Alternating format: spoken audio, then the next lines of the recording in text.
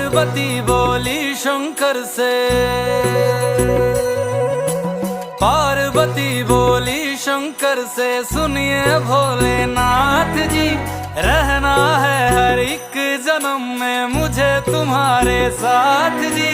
वचन दीजिए ना छोड़ेंगे कभी हमारा हाथ जी। ओ भोलेनाथ जी, ओ शंभुनाथ जी, ओ भोलेनाथ जी, ओ शंकर